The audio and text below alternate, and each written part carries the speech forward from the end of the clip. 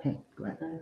Well, thanks for coming, everybody, in person and those online. My name's Andrew Stockman, and I work here at the Watkins Museum as curator of exhibitions, and thrilled to be here with author Michael Travis as we talk on the eve of opening day about his book, Kansas Baseball. So thanks for being here, Michael. Absolutely. Look forward to a great discussion. Yeah.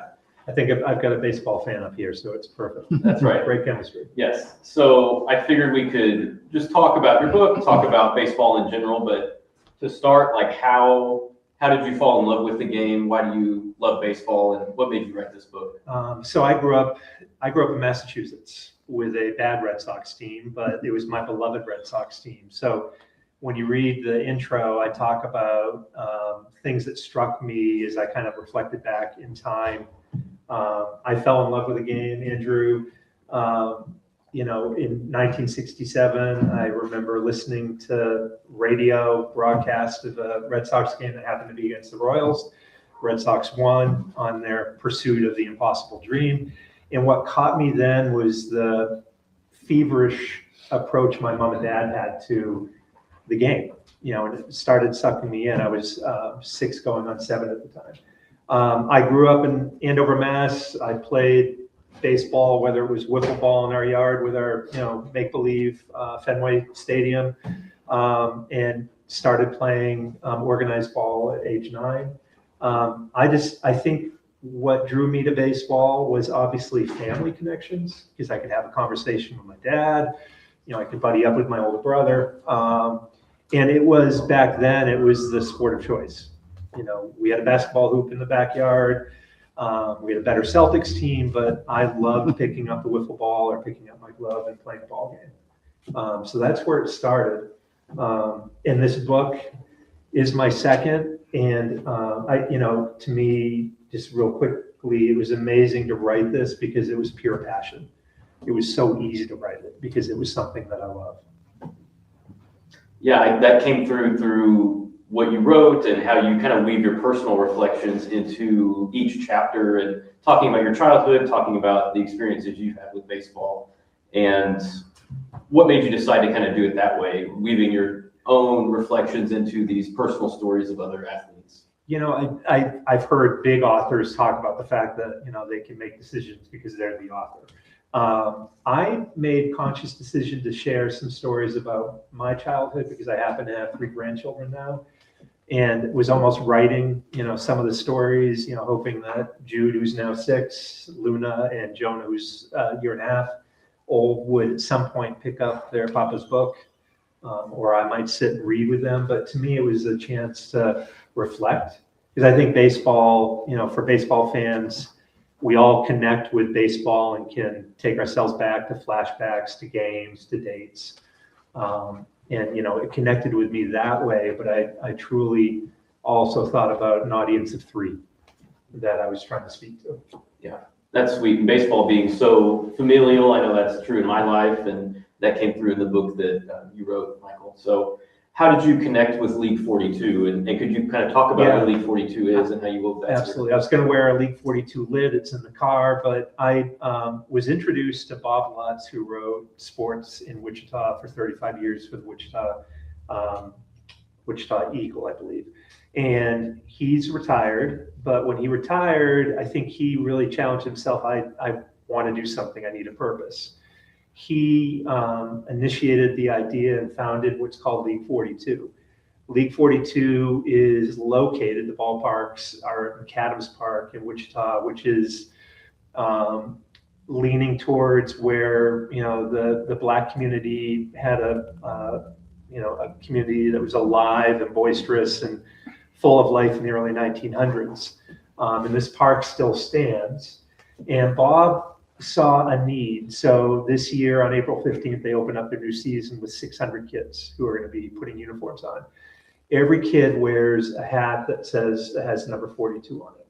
Every kid also wears a shirt that has a number associated with a Latin American or a Black great ball player. And when you show up there, I don't know if any of you caught the news last year when someone stole the Jackie Robinson statue. Ultimately, they were trying to melt it down to get money to take care of a drug need. And when you come to this park, if you're in Wichita, I would encourage you to go there. The park has a pavilion called the Jackie Robinson Pavilion. And within the pavilion, there are banners that really tie in Jackie's 9 values that he viewed through life as very important to, what he stood for and what he wanted his children to think about and lean into in their lives. So when I first found the park and talked to Bob, I was taken aback by this league they've created, and it's more than baseball. But with baseball, what they do is they charge a minimal fee for these families that might not have the disposable income to take care of putting a glove on their child's hand. They outfit the kids with gloves. If they've got a kid that needs catcher's equipment, they will outfit the kid, give them catcher's equipment. So basically, Bob's mission is to make sure that no child cannot play baseball, that they have the opportunity. And, when I first showed up at the park and just listened to the chatter, it took me back in time to when I was a kid. But when, I guess, to bring it to a close, League 42 to me, it represents Little League. It represents T-ball, where it all starts, where a lot of us probably played, whether it was softball or T-ball. And that to me is where the story about baseball starts. So you'll find when you open the book that I start with a story about League 42 and bring the book to a close with League 42. And I thought that was important because end of day, it's a child's game. I think a lot of us have memories of whether we played baseball or softball or both. But it just struck me that, they were creating this environment. What they do as well, across from the ballparks, they have a foundation. A benefactor in Wichita donated close to $2 million to build a building that houses not only indoor batting cages, et cetera, for wintertime, but they have STEM classes, they have after-school programs to help the kids keep up with their, grade level reading or math. So it really is more than baseball, and I felt that. I mean, it just, I walked in, and I did have the enjoyment on the back end of seeing the new Jackie Robinson statue raised, which was pretty compelling. CC Sabathia was there, Bob Kendrick, founder of the Negro League Baseball Museum, and there were principals from Major League Baseball there. And since that time, the Major League Baseball organization has, and they just went up, financed putting new lights in the park. So, obviously what happened with Jackie's statue caught a lot of people's attention and became more of a national story. I think everywhere in the country there should be a League 42, honestly. Yeah, that's such a great, not only concept, but to realize that vision for Bob Lutz and those that helped him run that league. And you were talking to these children too, and there's quotes from them in the chapter. I had a blast. I'm sure that was a really fun interview. Yeah, the opening chapter, you'll get pulled in because I'm quoting, these 7, 8, 9-year-old kids on why they like baseball. And some reference how good they are in the classroom as well as ball. Some like the fields where they don't get dirty playing on AstroTurf or turf. So it's really comical, but I think that just kind of grounds you in why we probably all fell in love with the game. For sure. Somebody that loved baseball was Walter Johnson, who was from Humboldt, Kansas, and was, I believe, in the first class of the Baseball Hall of Fame when that opened in the 30s. And so you talk about him, but also George Sweatt, who was also from Humboldt, that played in the Negro Leagues. And I love this quote that you had from Walter Johnson's wife, Hazel. I believe the one time that Walter Johnson pitched in the World Series was 1924, and they went to Game 7, and it was very intense. And his wife had a quote, "It was more than a ball game to me, it was life and death." And that was his wife saying that with all the tension that went into a Game 7. So why do you think we feel that way about baseball, whether we're playing or whether we're somebody's spouse or whether we're a fan? Well, I mean, I think for us, I think it's an emotional connection. It takes us back in time to family. Obviously, sports give us an escape. Those who are getting to the K tomorrow are going to, be in dreamland for 3 hours and hopefully watch Cole Reagan's pitch a great game. So I think there's the connection to history. But also, we're all looking for something now that the Chiefs are done and we've got our baseball season in front of us. Obviously, we want to cheer on our royal blue.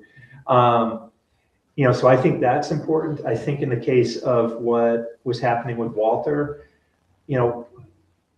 trust me, when you read the story about Walter, I'm not rehashing there have been some wonderful biographies about Walter, so I'm not writing a biography. I focused on a couple things with Walter. One, that Kansas stock. I mean, it's amazing how many ball players have come from farm families. And I touch on that, as I weave through the book. But Walter in 1924 was 3 years away from retirement, and his body was breaking down. And he had a tough go in earlier games that same series. He was getting roughed up pretty tough. But he was an amazing ball player, amazing integrity. It was team before him. When there was an error on the ball field, he wasn't pointing fingers. He's like, I made a bad pitch. I mean, he was just so consistently, he was the first gentleman, so to speak, that was breaking into a game that was, played by a bunch of ruffians. But I think at that point, game 7, his arms, not the same. He's throwing curveballs, which he never did. His speed was not where it used to be. For his wife, I think it was life or death because she knew, he had hit the promised land and would he ever get back? Yeah. And she knew how much it meant to him to be in that position and be responsible for hopefully helping the Senators win their first championship. So yeah, I think it varies, but for them, it felt for her truly like life or death. Yeah. I was reminded of when the Royals got back in the playoffs last year after a several-year drought. I was watching the game from my couch when they were playing the Orioles in that first series, and I was like, man, this is a different feeling watching playoff baseball, and just that intensity I was feeling on the couch from my own home. So that was something maybe we've experienced as baseball fans. Yeah, he felt anguish in an earlier game that he finished. One of the games he started, he walked off the field and was hightailing it across the field to try to get away from fans because he was crying. He was spent. He had put everything on the field. He, in his mind, had disappointed his teammates, disappointed the fans. He was feeling the pressure of, all the fans in Washington wanting a championship. And he literally hightailed it, kind of holding his head down so people wouldn't catch that he was crying, exhaustion. But yeah, amazing story. So what did the research process look like for this book, both when it came to people who lived a long time ago like Walter Johnson and then folks that you were able to talk to and interview? Yeah, this was fun. First book, I dealt with folks that were alive. I wrote about the breweries across the state of Kansas, so it was very different. I love research. I found that out in a hurry. So from, diving into everything, Bobby Boyd, who's no longer alive, Walter Johnson, Mickey Mantle in 1941 when he was playing in Independence. Newspapers.com is one great resource. And I just was like a kid in the candy store. Writers back in the day, wrote flowery. The phrases that I capture in the book were absolutely amazing. So newspapers.com, I leaned into quite a bit, and, it brought me into the moment. In Commerce, Oklahoma, they had a 4-page newspaper called Commerce News. And when Mickey got signed right after, he didn't go to graduation, he skipped it to play one more ball game at age 17, signed a contract with the Yankees in the cars. Rain was coming down top of the car. Commerce News had a story on him on the front page. It was like this long. And their whole quote was, Mickey is signed with the New York Yankees, but we don't know if he got a signing bonus. I mean, it was just very matter of fact, but I'm like, oh my God, this is from 47 when this kid is graduating from high school. So newspapers.com was heaven. I just loved it. Still love it. I read 26 books. I love to read, so that was not an issue. I love baseball books. So I dove into, books across the board that fed into content. And as you read one book about someone, a door opens through the research that would take me to an Esquire magazine or Sporting News back in the day, or Sports Illustrated back in the day. So I loved how the doors would just kind of keep opening. There are 10 people that I interviewed for the book, and in some cases had multiple interviews. But that's how it started. But what I found amazing about this, it all started when I made a trip down to Wichita, initially to check out League 42. And because I wrote a beer book, I'm friends with a lot of the brewers, so I stopped over at the Hopping Gnome. And the owner and his wife saw me come in. They're like, "Michael, what are you doing down here?" I'm like, "Well, I'm starting a new book." And I mentioned what it was going to be, and Stacy, one of the principals, looks at me and says, "Oh my God, you need to meet Katie Woods." Well, Katie Woods is in the book. She's the tournament director of the National Baseball Congress, first woman to be in that position. So a door opened that then led to many doors opening, to stories that I hadn't anticipated or conversations that I was dying to have. Yeah. Did you have a favorite interview that you did throughout the process? I did an event last night, had the same question. I would go back to Gene Stevenson. So, he put Wichita State Shockers on the map. They didn't have a ball field. I mean, they just, he on a prayer left Oklahoma to get this lofty position as manager of the Wichita State Shockers. And he's no longer with the team. He was let go, not gracefully, but he was let go. And I sat in his home. I was invited to his home. He's married to Dick Hauser's daughter. And I walk in and am greeted by Gene, who's totally in Oklahoma State garb, from head to toe, yellow, black, white, the whole deal. And he almost greeted me like a coach. And I'm like, this is going to be interesting.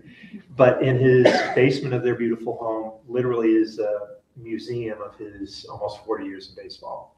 Baseball bats on the walls. I sat down at a table and there was a glove kind of on a pedestal. I'm like, Gene played. He was a good athlete. I'm like, "Gene, was that your glove?" He's like, "No, that was Dick Hauser's rookie year when he won Rookie of the Year." I'm like, "Oh my God." But what I loved about it, I had lost sight of time. We were together for over 4 hours. I saw pain. I saw happiness. I saw tears, as he literally walked me through the wall and just walked me through, childhood, to having his opportunity to play ball, to all of a sudden finding himself in the Vietnam War, and hoping he'd make it out alive, to, great things at Oklahoma. And then, really his story, which for us in Kansas was pretty amazing, what he did at Wichita State. So I think what was so amazing, there were times where he talked to me like I was a ball player, his ball player, which was intimidating. Sure. He's got huge hands, gnarly knuckles. And, he was like, talking about some of his beliefs that he would espouse to his team, our teams. But I just saw all emotions. I saw a human, that grew up passionately loving both football and baseball.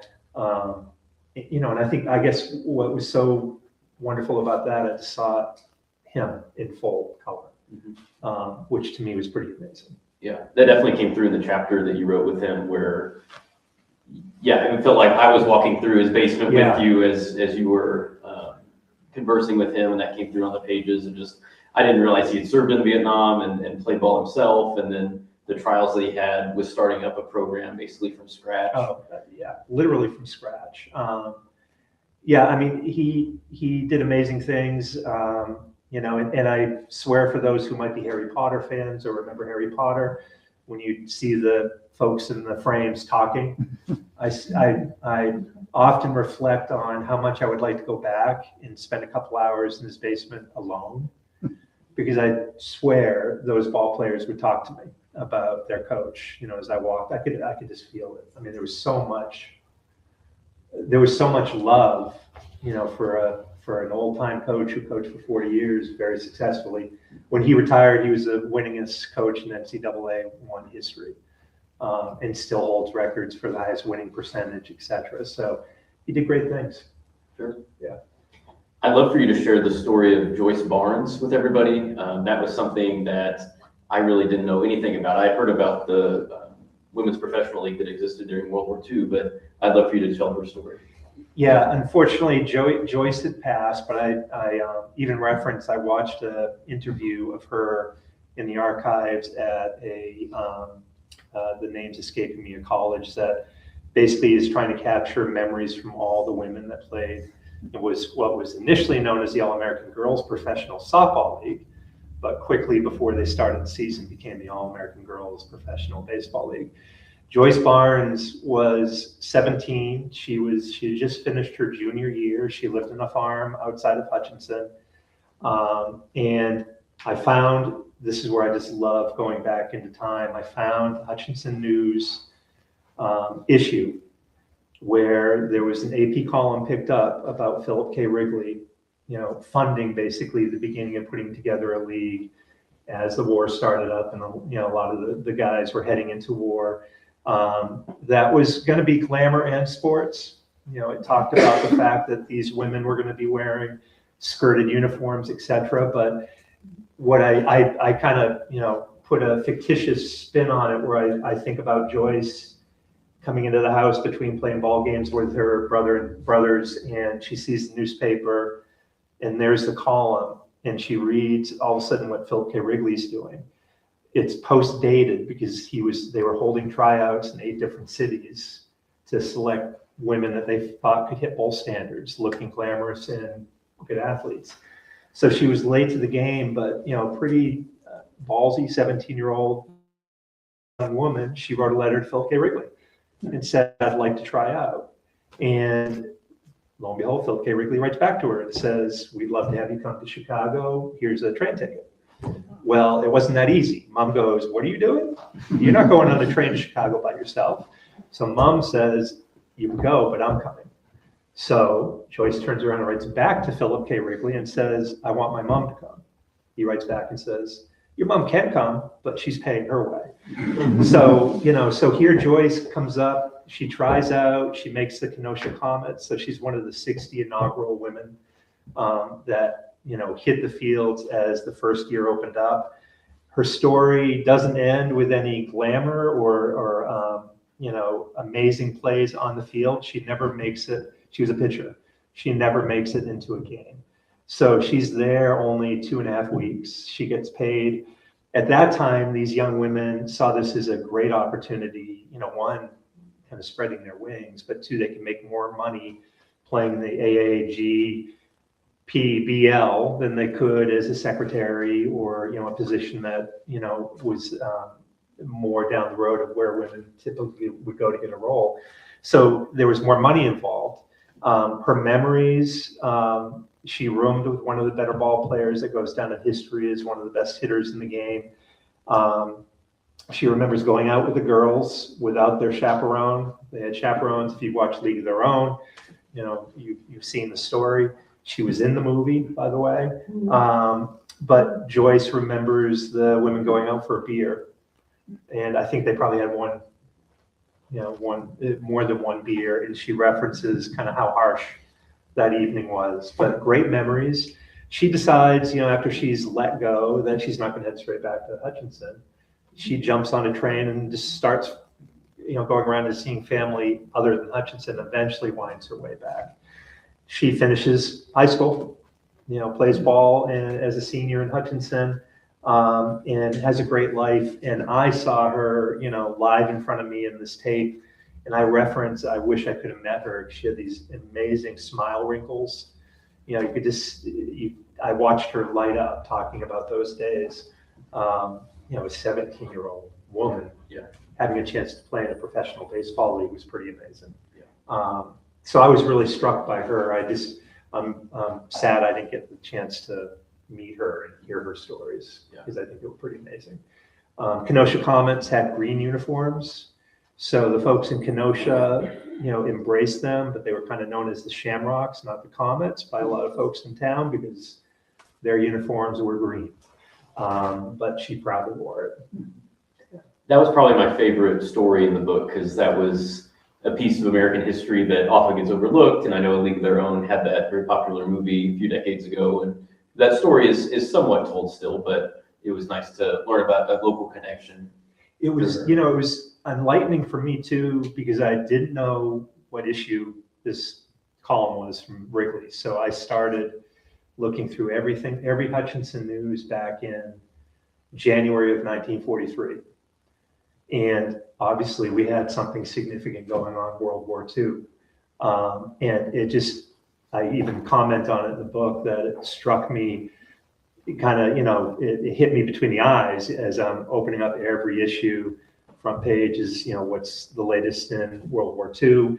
I saw, the newspaper move from having large sections of death notices to all of a sudden the number of notices for draft, growing to the point where they were balancing against the deaths. So it really hit home.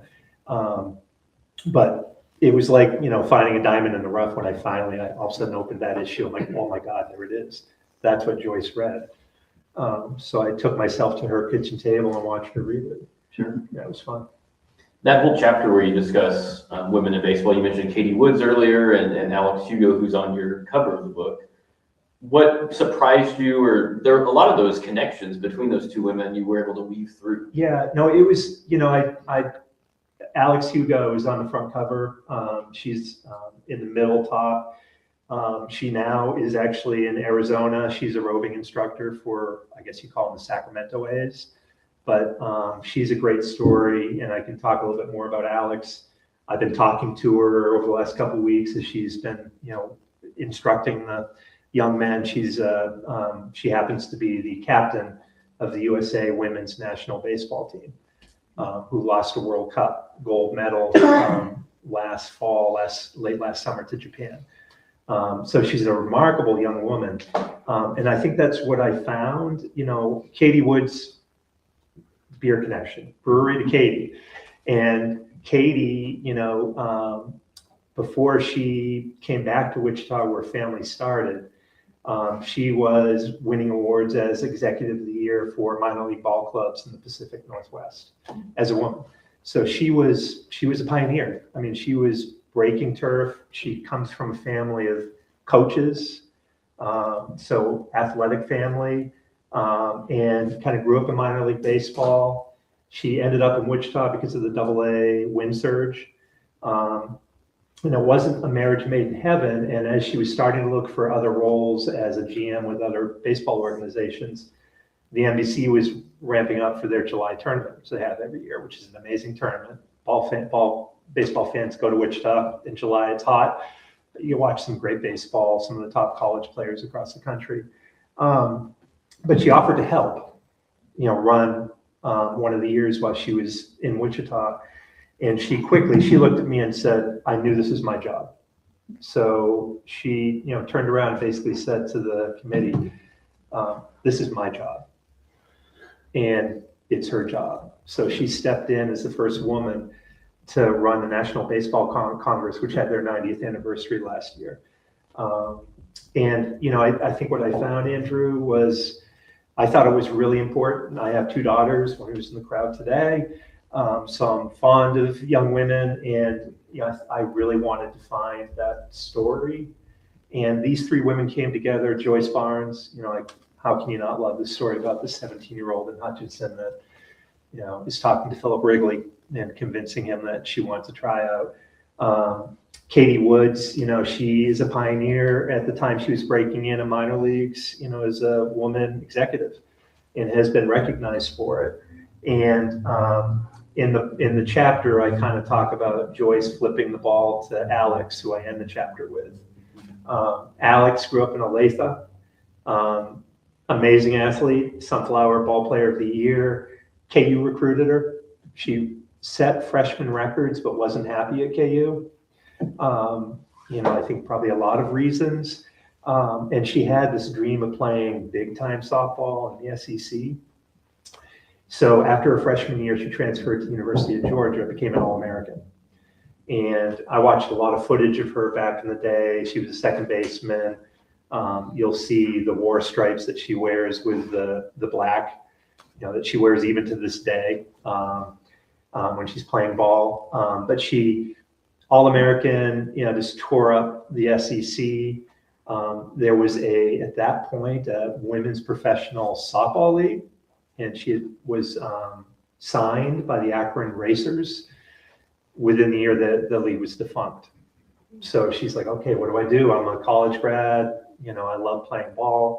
One of the other ball players said to her, you should consider playing baseball. And she's like, what are you, nuts? I play softball. And this woman was trying out for the USA women's team and convinced Alex into showing up. And the quote that opens the chapter talks about the fact that she felt like she stepped on another planet. Here's this very accomplished ball player that walks onto a baseball field and sees 100 women. And she told me that the majority of those women clearly had played baseball before. She had never played baseball. So she not only acclimated, but excelled. The national baseball team, the women's team, is pretty amazing. It's loaded with athletes. I happened to get the door open to Alex by talking to the catcher. It's amazing. One thing I found interesting about writing a baseball book, often writers that want to write baseball books have to have credentials, like, did you play college ball? And I don't. I have a passion for the game, love the game, but I didn't play beyond high school. And, I knew I wasn't I was like, how am I going to get in touch with this woman? And Katie Woods, again, had sponsored an event in Wichita where some of the USA women's ball players, and Kimbrell being one, who was a starting catcher for 16 years, said okay to talking to me. So I talked to this young woman, Anna Kimbrell, in South Carolina, who grew up only wanting to play baseball, in a very conservative South Carolina community. Her mom and dad supported it, but every year a new season was going to begin, and the town reached out to the parents and said, we advise that you put in softball. Parents would respond and say, no, she's playing baseball. So this kid, tough, again, amazing young woman. We had a great conversation. She doesn't have the Kansas ties, so I recognize her in the acknowledgments, but I won some cred, I guess, with her, because I'm like, will you introduce me to Alex? And she did, and the rest was history. So, I viewed that as a chapter about three amazing women that were all pioneers and innovators in what they've been doing. And it's an important story that, most of us would never hear. Sure. Another person named Alex you write about is Alex George, who's also on the cover. And that was another favorite story of mine, where had Kansas ties, but also played across the state line for the Kansas City A's, the major league team that Kansas City had before the Royals. And so how did you come across his story, and what was it like to learn about him? So, again, I've loved the writing experience. My wife knows I'm already working on a third book. I just love the writing experience. And part of it is the people you meet and the connections. So with Alex, here I am sitting with Kurt Nelson at the K. He's the director of the Royals Museum. And I'm sitting in his small office, just loaded with baseball memorabilia. He's wearing a World Series ring. He's, talking to me, and I went in to talk to him about Bubba Starling, who I wrote about in the book. And we're talking, having a great time. I wish I could have gotten him out of the office so I could have just started looking at things. But anyways, before we were done, he's like, you need to look into Alex George. There's a story there. And I'm like, I had never heard of this Alex George. So Alex George was a three-sport athlete at Rockhurst High School, amazing athlete. KU brought him into play. He was going to play baseball and basketball. He showed up on campus. He was going to play basketball on the team with Wilt Chamberlain. And his dad calls him the day after he shows up on campus and says, Alex, you need to come home. And Alex is like, what's going on? Kansas City Athletics had just moved into Kansas City. And they wanted to offer him a $10,000 contract to play baseball. So he came home. He was 16. He's one of only 6 people at that age that played in a major league game. So he played in 10 games in the majors, went 1 for 10. His first game, he pinch hit, and they were playing the Chicago White Sox. And there was a knuckleballer on the mound, and Sherm Lawler, longtime catcher for the White Sox, that probably would have gotten more recognition, but his same years he played were the same years Yogi Berra played. Well, he walks up, and I can almost feel Alex's knees knocking, In fact, when he walked in the clubhouse, the guys are like, do we have a new bat boy? And it's like, no, he's a ball player. So he gets up there, and Sherm, the story and the quotes where Sherm looked up at him and said, have you ever, batted against a knuckler? No. Well, all he throws is knuckleballs, so get ready. And he struck out, and he was very happy to get back into the dugout. But an amazing story. I mean, I cannot imagine. There were some all-time greats that were post-peak in baseball that the Athletics had on their roster. And, he was surrounded by them at 16 years old. I can't fathom, I can't put myself in those shoes. He ended up having a really nice minor league career, and then went on and did great things. He lives in Prairie Village. He still has people write to him asking for autographs, which I think is great. It's just a really cool story when you see the photo of him. Could you imagine a 16-year-old ball player, suiting up for the Royals today? It's pretty amazing. Yeah. So it was a story worth telling, and I wouldn't have known it if it weren't for Curt Nelson with the Royals. Sure. Speaking of the Royals, you had told me beforehand that you went to Curt Nelson to learn about Bubba Starling, who grew up in Gardner. My old baseball coach's wife told me that she's from Gardner and babysat him as a kid or watched him play ball. So that local kid grew up to play for the Royals, but there were some challenges there. Absolutely. After he got drafted pretty high in the beginning of last decade. So what can baseball fans or baseball players kind of learn from his perseverance, and just talk a little bit more about his story too? Yeah, well, it's pretty telling because I was really hoping that I would be able to talk to Bubba Starling, but I had the good fortune of having multiple phone calls with Dayton Moore and Mitch Webster, who's a scout now, but he and Dayton basically scouted Bubba. And Dayton told me on the first call, very guarded, held me at arm's length, wonderful. I mean, Dayton, the conversations I had with him were phenomenal about baseball and Bubba. But he told me, Bubba, after all these years, still feels like a failure. And to me, the story was not about failing. It was about the journey. I mean, he played for 8 minor league teams. He bounced around the Royals organization. But I guess most importantly, he's probably one of the greatest high school athletes in the state of Kansas. He probably, would have been better off, retrospect, playing football for Nebraska, because I think he probably would have played in the bigs. Amazing athlete. He in elementary school, well, not in elementary school, in high school, their ballpark outfield faced the parking lot of the elementary school. And their coach had a Bubba rule where Bubba had to bat with a wood bat and not an aluminum bat, because he was painting the parking lot with home runs, and they were worried about him taking down a kindergartner, literally. So, Bubba was a phenomenon, and he had a tough journey. What Dayton talked about was he talked about, here's Bubba, who's 6'4", 220. He could run a 4.4 40. I watched some football clips of him, and he was amazing, and no matter what sport he played. He was really hard on himself and strove to be a perfectionist.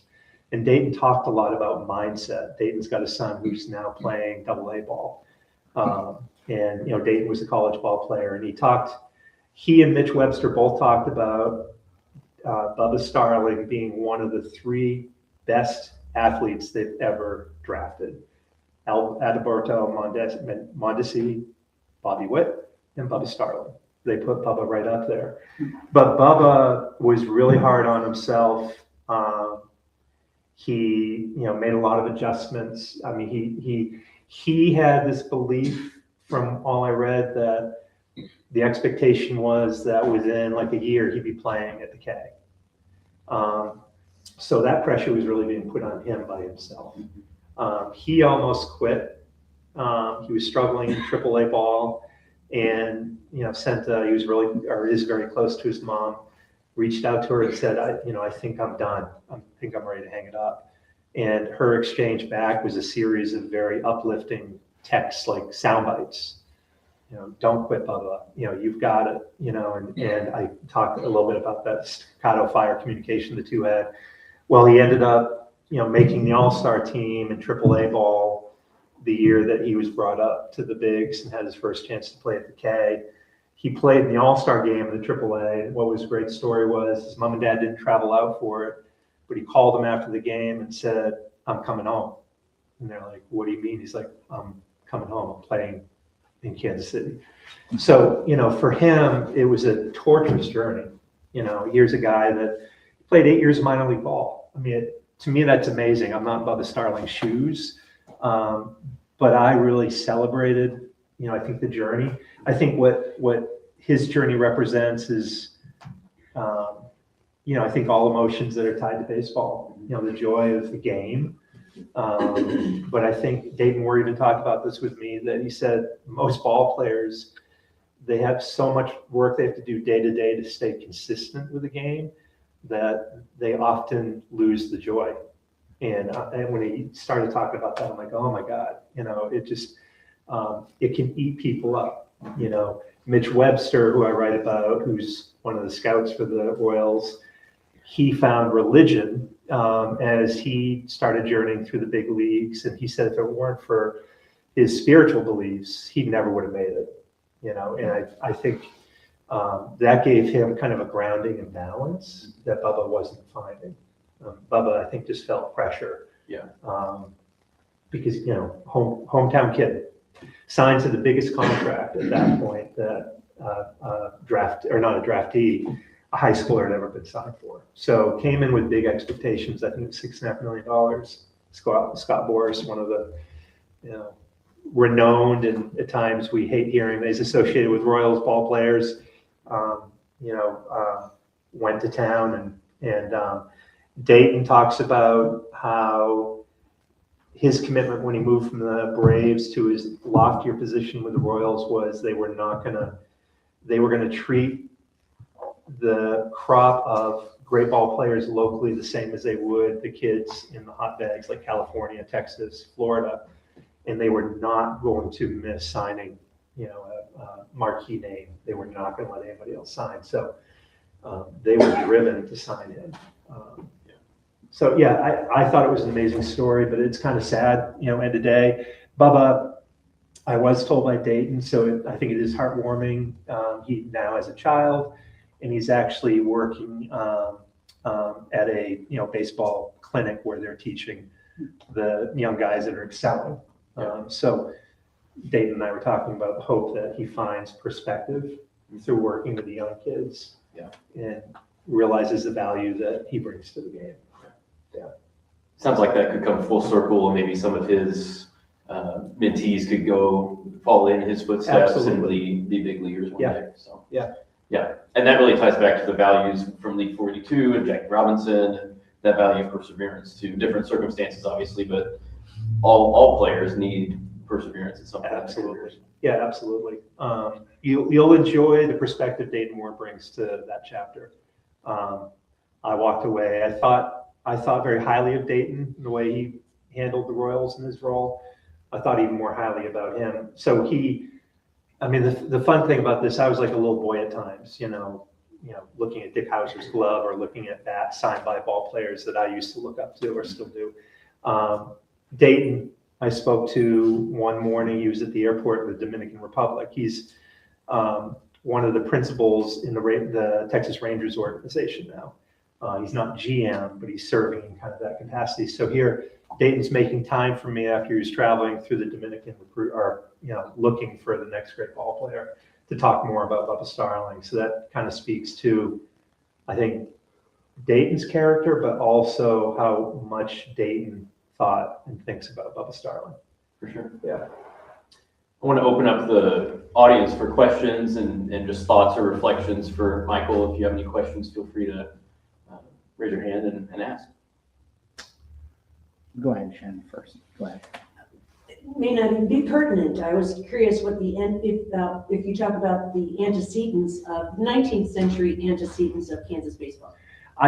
So there was a wonderful book written about those years by a gentleman that's a great writer, published by the University of Kansas Press. So Mark Everly's his name. I didn't necessarily want to go down the same road because it had been established. But I do talk about, in the chapter that includes Bobby Boyd and George Sweatt, I talk about the Wichita Monrovians, who were a black barnstorming team in Wichita, back in the day. So I touch on history from that time, but I don't dive into it. Sure. Good question. Well, Michael, why do you think so many ball players have come from Kansas? Well, there's a quote in the book. I think Roger Hornsby might have said it. What did he say? I open up with this. So I'll start here. It's kind of a quip. Come on, help me out. Where is it? I'm going to find it. But basically what, I think it's in the story about. Oh, I found it on this. Oh, yeah. Sorry. I did write the book, by the way.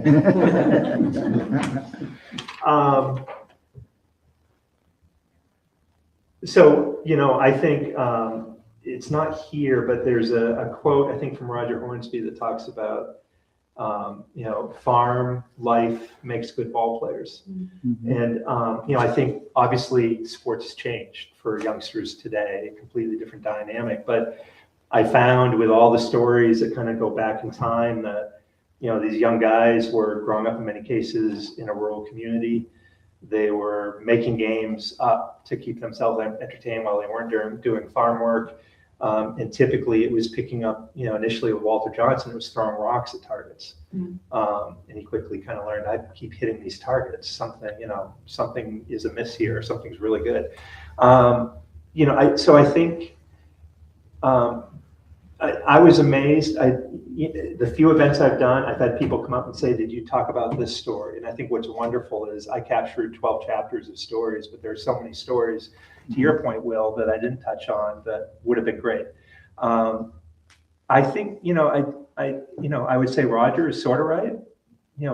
I think, and I think it also dates back to the days where baseball was the sport. Right. I still like to view it as the nation's pastime, but national pastime, because I'm old school. But things have changed. But back in the day, that was a sport that typically you're picking up a ball. In the case of, Bobby Boyd, who you'll love reading about, his first baseball was strength, that he was balling together and just trying to tie together, to be able to play a game. So resourcefulness, idle time when they weren't working hard, and that was the game. They often, like Bobby Boyd would on weekends, he was the first black ball player to be signed by the Chicago White Sox. He would hop in a truck every weekend as a young kid, and his dad and uncle would go play ball. So he was traveling to communities in the truck and playing ball with his makeshift ball and watching his dad and uncle play, barnstorming baseball. So I think it also kind of came through that as well. Yes.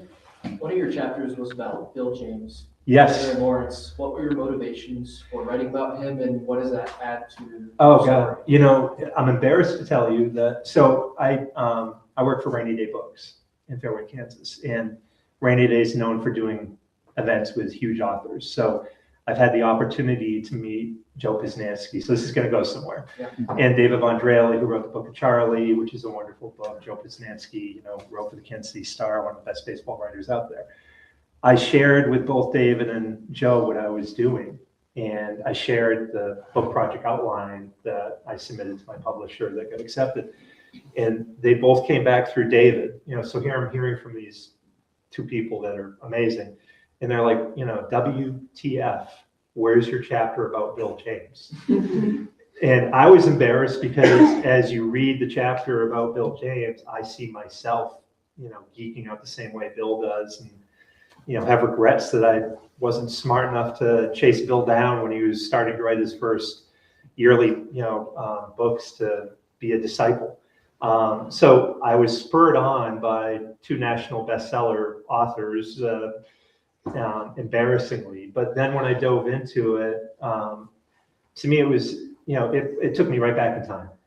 I played tabletop baseball. I played baseball, wiffle ball, baseball. Bill did the same. He loved statistics.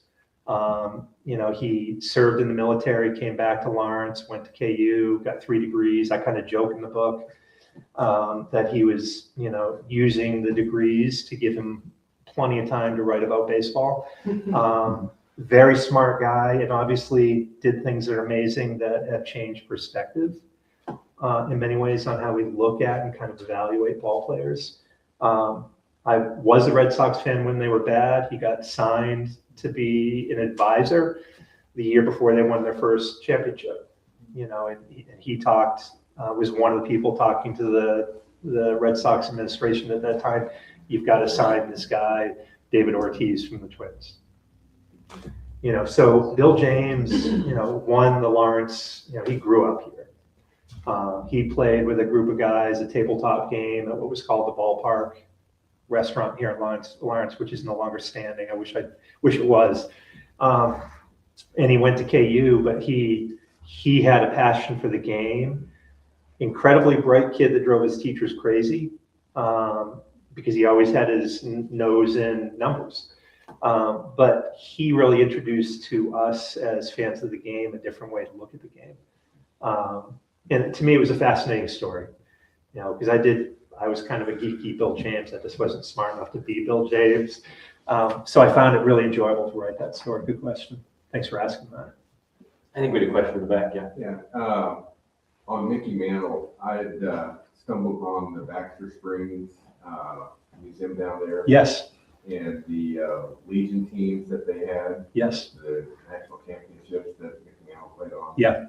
And I'd gone there for something else, and it's found amazing. myself there. Yeah. No, his story is amazing. I spent time in Independence, and obviously the ballpark they played at in 41 is it's been modified, but the piece behind home plate is still standing. And there's lore that he hit some monster home runs there, including one into the zoo right behind center field, into Monkey Island, where there is a display or exhibit of monkeys. So I talk about that, but what I really enjoyed was walking down the street to the now vacant lot, which had the boarding house, which at age 17, he was sharing a twin bed with another ball player, Bob Mallon, the two 17-year-olds trying to make it. And, I stood in front of what used to, where the house was, thinking about the night where his dad brought up his siblings because Mickey just said, "Dad, I'm going to quit. I can't make it." And I just kind of sat there and going, okay, there's the porch. I cannot imagine how intense that discussion was. And Mickey, so I wrote about that year. We all know Mickey. But what I found amazing was Mickey almost quit twice in 3 years. So imagine if Mickey had quit and gone into a coal mine. We never would have seen this great that had his career, shortened in his rookie year. But amazing story. He almost quit when he was sent down as a rookie for the Yankees. Casey Stengel's like, "You can't hit a breaking ball. You're going down to Kansas City to play for the Kansas City Blues." And Mickey just, confident shocker. He's like, "I'm done, Dad." Called up Dad again. "I think I need to come home." Dad drove back up. And the year that was striking, the year that he was in 47 with Independence, the coal mines down in Commerce in that area were on strike. So here's Mutt, not getting paid. The strike gets settled, but the miners get a pay cut. So I'm trying to picture this guy that watched his dad die, basically in the mines, that doesn't want his son going in the mines, that just called and said, "I'm going to quit." And here Mutt's trying to make a living and take care of family. So I can't imagine the energy that came out of Mutt Mantle when he had a conversation with his son that night. Other questions? Yeah. A lot of the earlier ball players in the teens and 19-teens, 1920s come out of southeastern Kansas, kind of like Mickey from Commerce, Oklahoma. Yeah. Or Walter Johnson from down that part of the world too. I've always wondered about that connection, if some of that has something to do with the immigrant experience and the immigrants that are working in the mines at that point. Do you have any thoughts about that? I think I would say on the black side, like George Sweatt, who was born in Humboldt, that the Great Migration, definitely I think brought some families into, our state, that had young men that found they loved the game of baseball, but had a very hard time, obviously, because of the color of their skin, making headway. So I don't touch on that. My gut tells me that there is some connection, the number of coal mines and work. That was bringing, families were making a tough living, but they were living, working in the mines.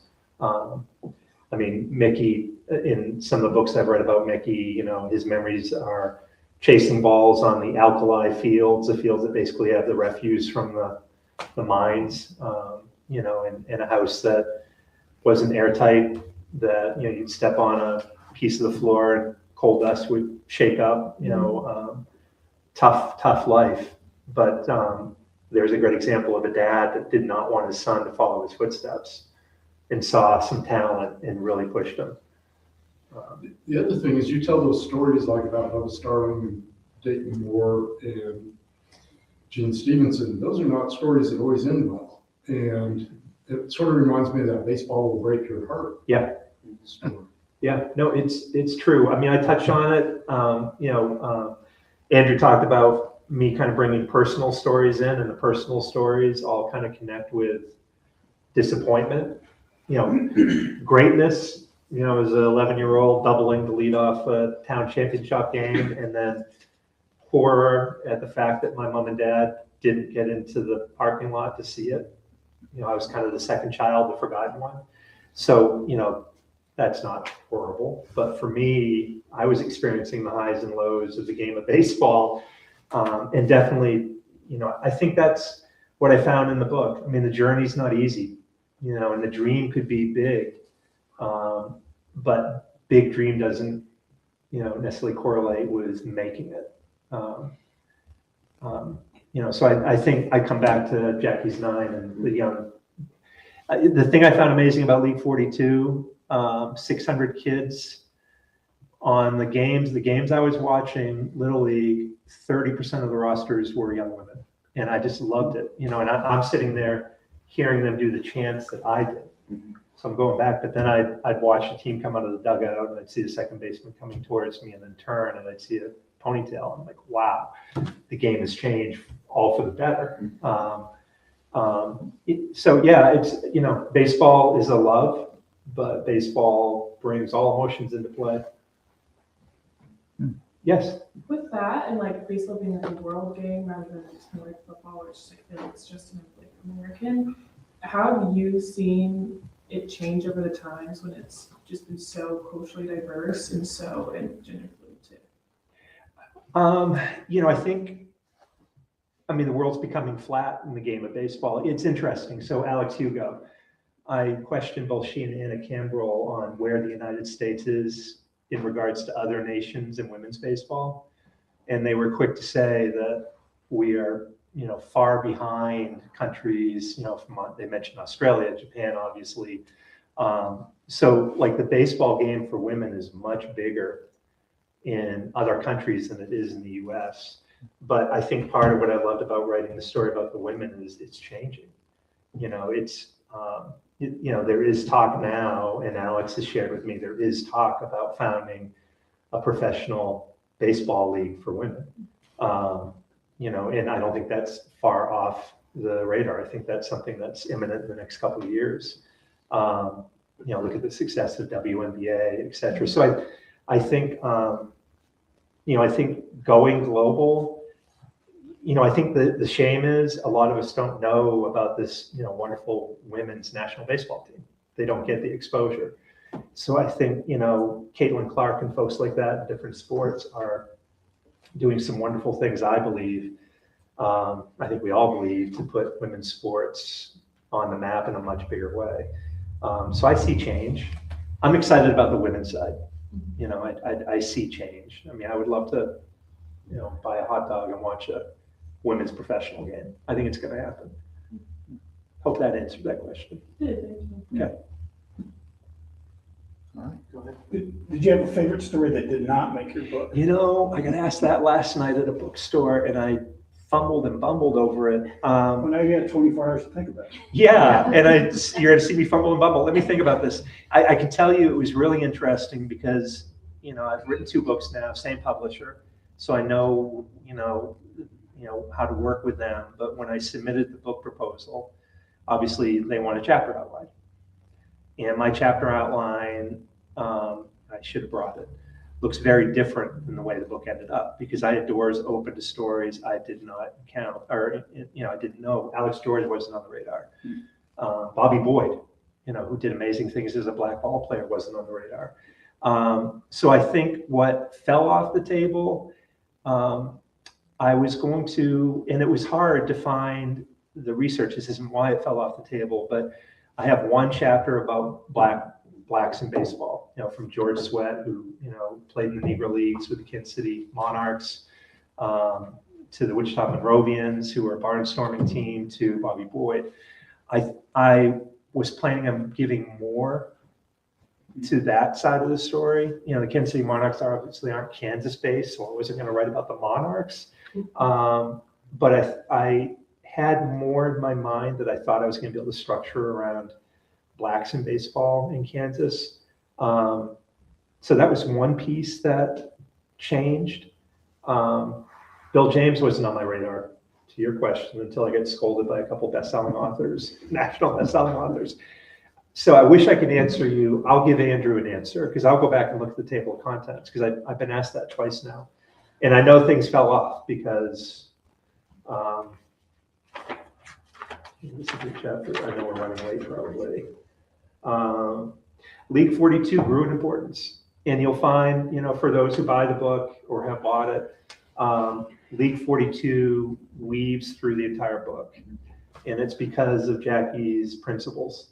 So in every chapter that I'm writing about someone or someone's, I link one of the principles very easily to that person.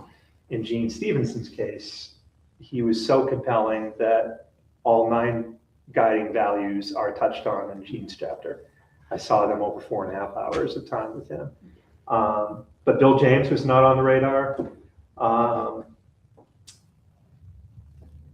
And I think what grew also, I don't know how many people have been to Wichita to see the National Baseball Congress. Hap Dumont, there's a chapter on him. He was an amazing innovator in baseball. And I didn't realize, I grew up big baseball fan in New England, watching the Red Sox. I did not know about the National Baseball Congress.